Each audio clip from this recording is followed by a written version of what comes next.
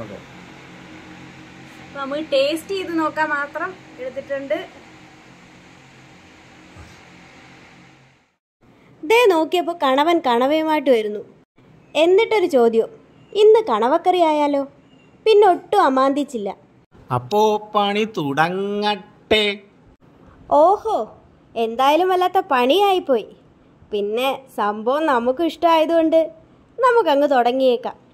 ചട്ടി വച്ചു, എണ്ണ ഒഴിച്ചു, കടുകും മസാലയും അടിപിടി കൂടി, കൊച്ചുള്ളി ചടപട വീണു, ഇത് കണ്ട സവാളയും മുളകും കൂടെ ചാടി, വെളുത്തുള്ളിയും ഇഞ്ചിയും ഇഞ്ചോടിഞ്ച് പോരാട്ടം, പിന്നെ വറ്റലുമുളക് വന്നു, മഞ്ഞപ്പൊടി വന്നു, ഇത് കണ്ട മുളകും മല്ലിയും മല്ല യുദ്ധം, ഇത് കണ്ട കുരുമുളകോ മസാലയോട് മസിൽ പിടിച്ചു, തക്കാളി കൂടെ ചാടി, പിന്നെ കടുവറ കടുവറ കടുവറ.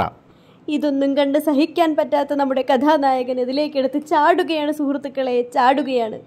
അങ്ങനെ അവസാനം അവരെല്ലാം ഒന്നായി.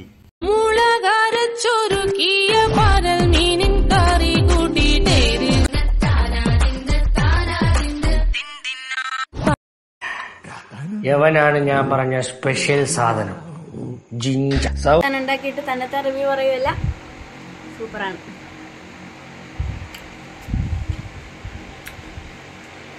നിർത്താൻ തോന്നില്ല, സൂപ്പർ.